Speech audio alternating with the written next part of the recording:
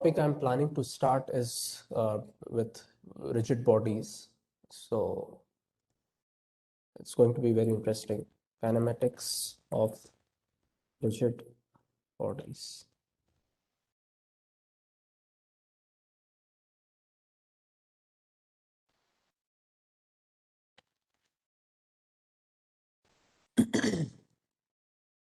So you can see this screen, right? White screen. Visible. Okay. So there are different types of motions associated with rigid bodies. So now, so far, we have done a lot of analysis on particles and different types of force analysis and so on. We have seen lately we have seen kinematics of particles and kinetics of particles, and now we are moving. I'm skipping some things like impulse momentum and momentum conservation and energy principles. So many of the things you have seen, but again, due to shortage of time, I'm moving quickly to kinematics of rigid bodies, and if we get some more time, we will touch upon these concepts as well.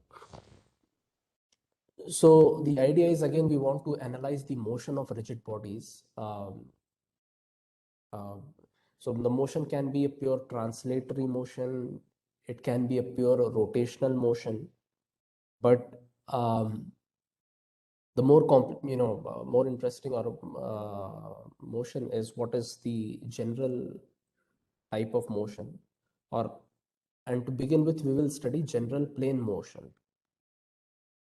So we are talking about things in a plane, 2D, not 3D. And a body can have any generalized motion, and we want to study that motion. So we want to study displacements, velocities, and accelerations. Now, there are few important things to note when we talk about rigid bodies or rigid body. Right now, let us talk about one body. In future, we'll have multiple bodies. So one thing is, like, suppose this is a rigid body. The idea is that rigid body means there is relative distance between 2 points do not change. So that is the basic understanding or definition of a rigid body. That if I have any body and if there are 2 points, point A and point B, then if this body is moving or if there are some forces acting on this body, but if this body is rigid, then this distance AB is fixed. It does not change. The distance AB, the body cannot have a stretch nor can it have a compression. That is a rigid body. Now again, this is an ideal assumption. uh, in in reality, it is not possible, right? In reality, every body has got some elasticity, and there is nothing perfectly rigid in this world. In this in this material world, there is nothing which you can say it is totally rigid. So there is nothing. Everything will have deformation, will eventually break and so on. So but as far as doing an engineering analysis for an overall system, yes, it makes by us, by making this assumption, we are able to make good analysis and good assumptions. I mean, and good approximations to the results. So it is good for engineering analysis in certain cases. Okay. So now when we say that the distance AB does not change, it means that now RAB is the magnitude is constant, right? So if this distance is constant, it means that velocity of B with respect to point A along AB, right? So if now let us say this body is moving, right? So there are some velocities, let's say velocity of point A, velocity of point B. So, so there is some, these velocities, bodies moving, and there it has some arbitrary velocity. So now I can see with, or I can observe things, let's say with respect to point A, right? So if with respect to point A, if I'm observing, then let me draw a different diagram.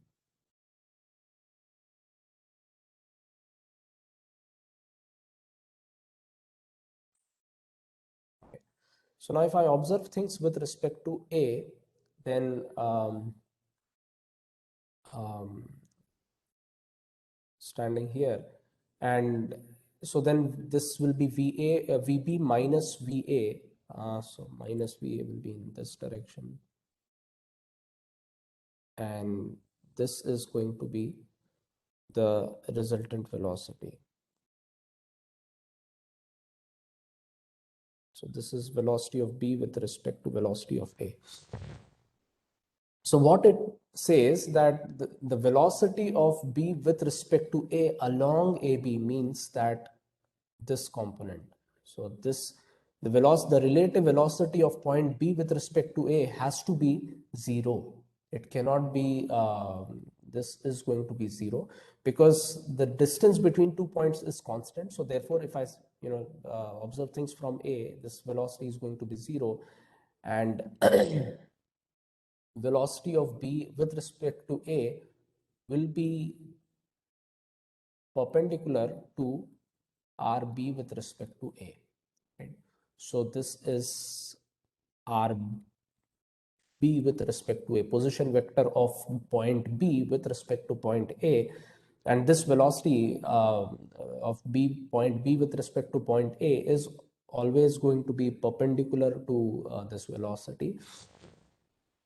And this, and if I say that this body is, has a rotation, rotating with angular velocity omega, then we can write this relation that velocity of B with respect to point A is equal to omega vector cross product with R vector B with respect to A, right? So V is equal to omega cross R, and this is the expression that we can write for velocity of B with respect to A, right? Now, when we talk about the general plane motion,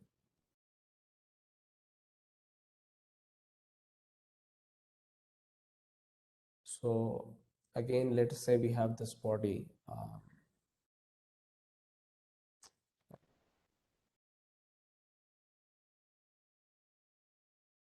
some problem there.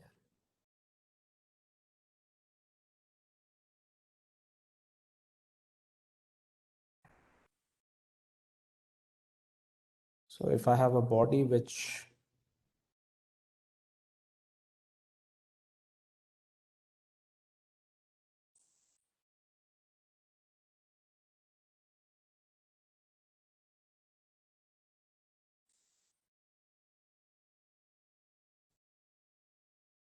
how do I rotate it?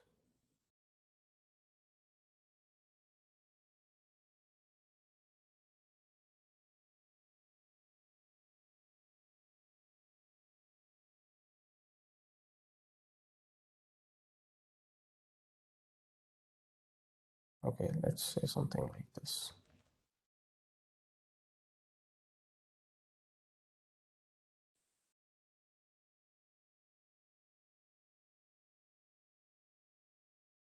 So if a body has traveled, let's say, a path, and it has gone and become something like this, although it's a, I should have not a very good diagram. Let me try to draw it again.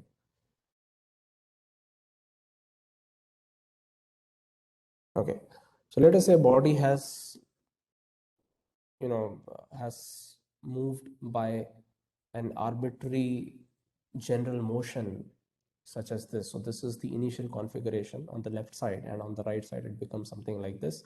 Again, the diagram is not perfect, but assume that the shape is exactly same. It has gone through an arbitrary motion. Now, if I consider any 2 points on this rigid body, so I choose these 2 points, let us say point A and point B. The same 2 points, point A is somewhere here and point B is somewhere here.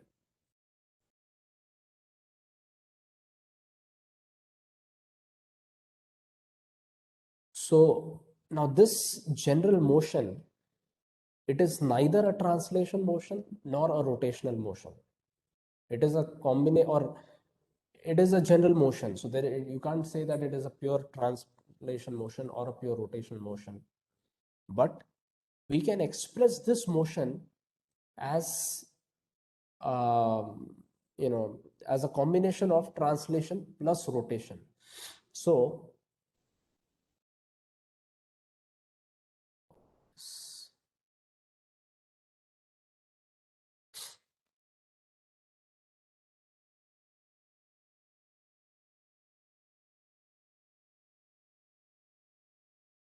okay. So I can say that this point has made a translation. You know, we can say that this motion can be expressed as this translation. And if this rigid body makes a translation, then point B will come somewhere here, right? And call as B prime. And then we can say that this, you know, this line AB has come to AB prime. And then we can say that it has made a rotation to this point. So now I can say that it has rotated by an omega from this thing. So I can say that it has taken a translation from um, um, AB to A prime B prime, and uh, yeah. So we can say that it has taken a translation, and along with translation, it has taken a rotation. That is one way to express it. The second way, I can also express it about, I can say that it has translated about point B. So I can say that it has translated about point B. Again, my figures are not very good, but if point B is, so this is a straight line, this is a translated straight line. If this translates to something like this, then point A has to come to point A prime, something like this. And then we can say that it has made a rotation to this point.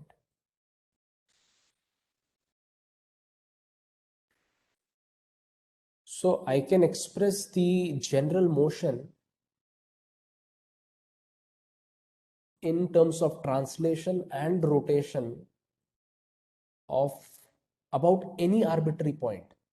And here you can see that whether if I choose point A for translation and rotation about A, or if I choose point B as my reference point, that if I consider the translation about point B and rotation about point B, the direction of omega is same.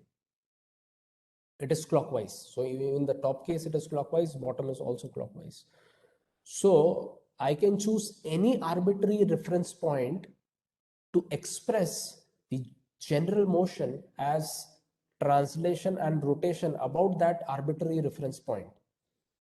And we should still be able to do it, you know, expressing the general motion in terms of translation and rotation about any point. And the body's omega is going to be the same. So this omega is independent of which reference point that you choose. And the body is going to have the same, you know, angular velocity, right? So let me share better diagrams to understand things. Okay, so I hope you can see my PowerPoint screen. Um, so kinematics, as I said, we are going to study about the relation between time, position, velocities, and so on.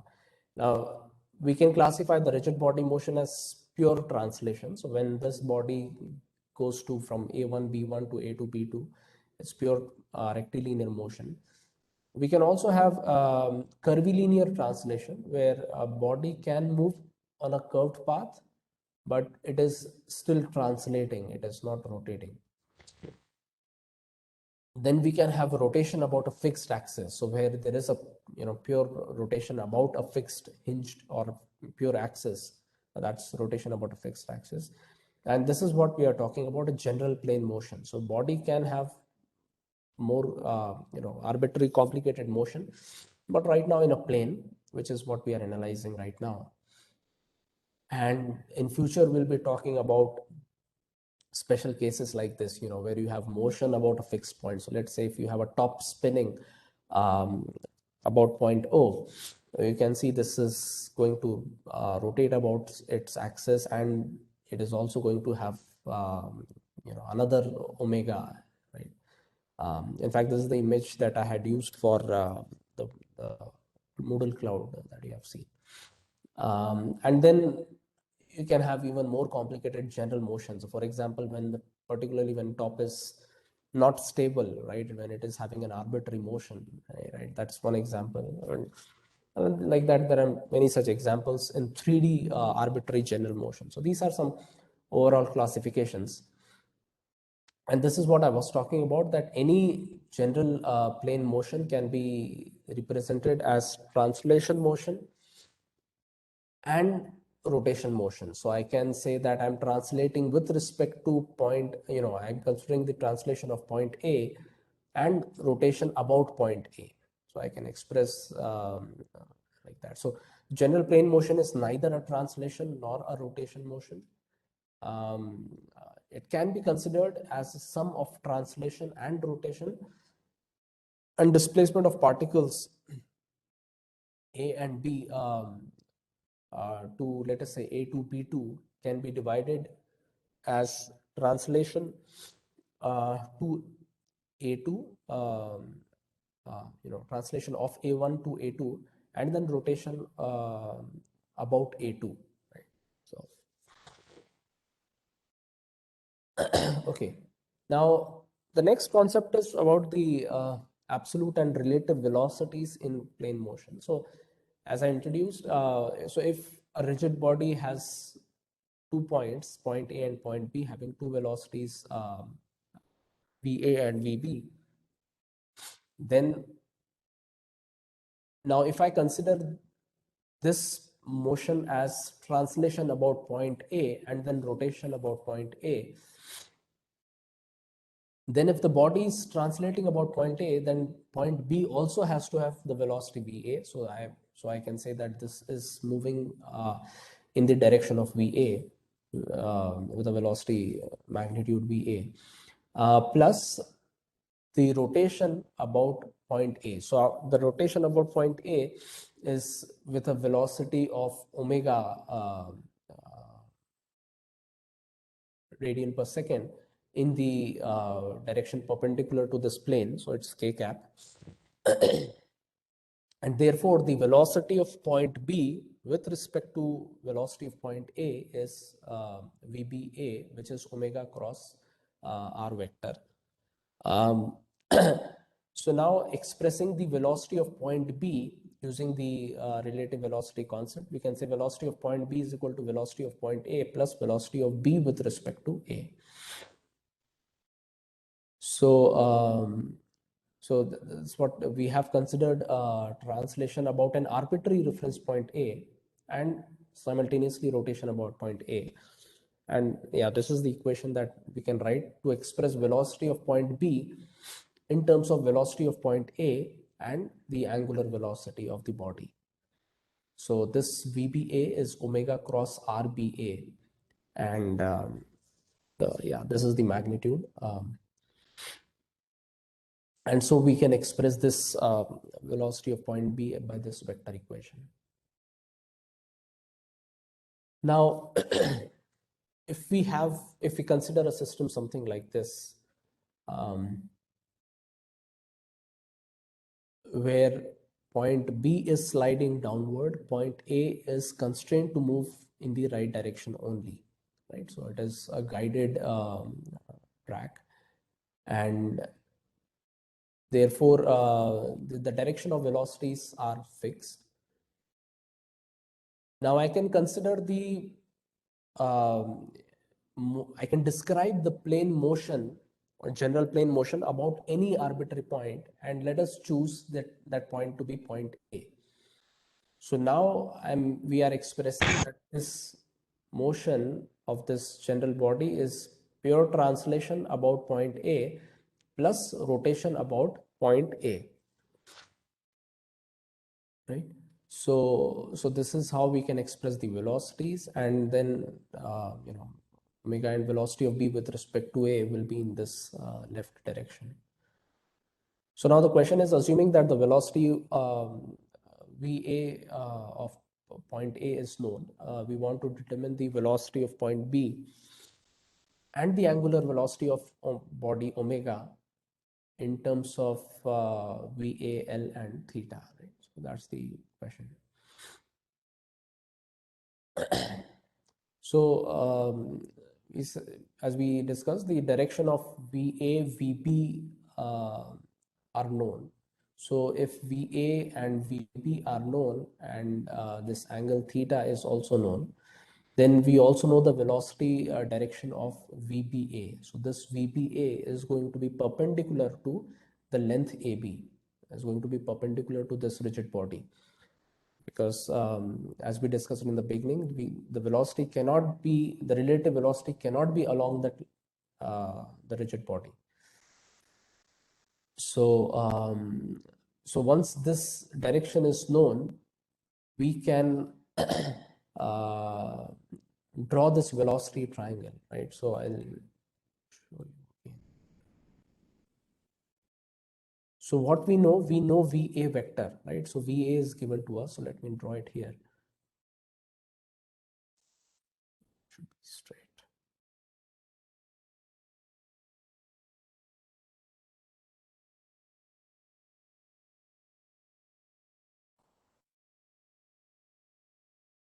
So this vector is known to you. So let us say if VA is 5 centimeter per second or something like that, then we choose an appropriate scale, right? So if you have to draw the, solve the problem graphically, so if it is, let's say, 5 centimeter per scale per second, then we draw it, let's say, 5 centimeter vector indicating 1 centimeter as 1 centimeter per second. Next, we know the direction of VB. So the direction of VB is known, which is vertical, right? So it will either move down or it can move upward as well, right? So, but it will be along this direction only. What is the magnitude of VB? We do not know. And then the next is velocity of B with respect to A, right? So we have to express this vector equation. That is the idea. VB is equal to VA vector plus VBA vector. Now, if I have to add anything on VA vector, if I have to add this, so I'll add it with head, additions are done head on, head to tail. So therefore, the VBA vector direction, we know that it is going to be along this direction, perpendicular to this length. So this direction is known, and we will draw this direction on the head of VA vector because we have to add VA vector to VBA vector. So here we have drawn this vector, and now I can say, so this is the direction of VBA vector, and therefore this point of intersection will be your point B. So once we get the intersection of these two lines, then I can say that this vector is VBA vector and VA vector plus VBA vector will give us this vector. So this direction has to be like this, top to bottom, and this is VB, right? So that is how you get this diagram, VB vector. And once this diagram is known, so what we have got is the velocity diagram. And once this diagram is known, then we can very easily write this expression. This angle is theta.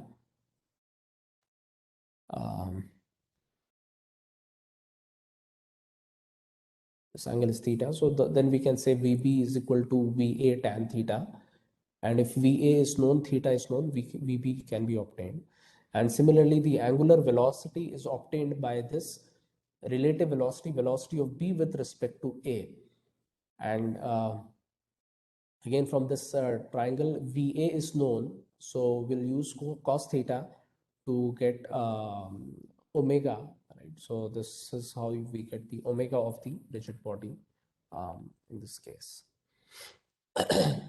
Now, the same problem can be solved by using, as we said, any arbitrary point. So we can use point B as that reference point, and I can say that the general plane motion of this rigid body can be expressed as translation with respect to point B, or translation of point, translation along the point B, and considering the rotation of point A. So now, if this is how it goes, down with velocity VB, and then we'll have rotation about point B. Now again, this expression is, in the case of previously it was a little different. Now here it is, it's just velocity of A with respect to B. It's the same equation in one sense. So velocity of A is equal to velocity of B plus velocity of A with respect to B. And again, we can draw the same once VA is completely known, right? So we know this side. And for other two, we know the directions. We know the direction of VB, we know the direction of VA with respect to B, which is going to be perpendicular to length AB. And using these two directions, we can find this intersection point, and this completes the triangle. And again, we can solve the same problem. So selecting point B as reference and solving for velocity of A leads to the same velocity triangle. Now velocity of A with respect to B has same magnitude but opposite sense of, or opposite direction of, velocity of B with respect to A, which is expected. And a very important point, that angular velocity omega of the rod in its rotation about B is the same as its rotation about A. So in the previous case also it was anti-clockwise. You can see here it is anti-clockwise, and in this case also it is anti-clockwise, and the magnitude will be the same, the direction will be same. So therefore, a very important point which is highlighted is that the angular velocity of the rigid body is not dependent on the choice of your reference frame, right? So